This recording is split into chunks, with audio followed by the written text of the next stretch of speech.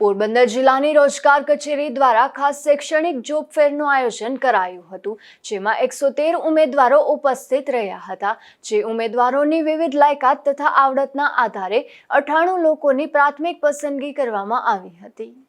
Doctor VR. ગોડાણીયા college ખાતે યોજાયેલ આ કાર્યક્રમમાં તાલુકા રેડક્રોસ સોસાયટીના રામદેવભાઈ મોઢવાડિયાએ પ્રેરક માર્ગદર્શન આપ્યું હતું, તેમજ સારી કારકિર્દી માટે શુભેચ્છા પાઠવી હતી અને જિલ્લા રોજગાર અધિકારી ડી.એ. પરમાર દ્વારા સ્વાગત પ્રવચન કરવામાં આવ્યું હતું અને ખાસ શૈક્ષણિક જોબ ફેરને લગતી માહિતી આપી હતી। આ શૈક્ષણિક ભરતી મેળામાં સ્થાનિક અને દેવભૂમિ દ્વારકા જિલ્લાના ખાનગી શાળાઓના નોકરીદાતાઓના પ્રતિનિધિઓ દ્વારા તેમના એકમ તેમજ સંસ્થા ખાતે ખાલી જગ્યા માટેની જોબ પ્રોફાઇલ વિશે ઉમેદવારને વિસ્તૃત માહિતી આપી હતી અને નોકરીદાતાઓ દ્વારા ઉમેદવારો માટે ઇન્ટરવ્યૂ પ્રક્રિયા હાથ ધરવામાં આવી હતી। આ જોબ ફેરમાં કુલ 113 ઉમેદવારો ઉપસ્થિત રહ્યા હતા, જે ઉમેદવારોના શૈક્ષણિક લાયકાત, વય મર્યાદા, અનુભવ તથા આવડતના આધારે 98 રોજગાર ઈચ્છુકોને પ્રાથમિક પસંદગી કરવામાં આવી હતી અને તેમને ફરી બીજા રાઉન્ડ માટે બોલાવવામાં આવશે। તદુપરાંત રોજગાર કચેરીના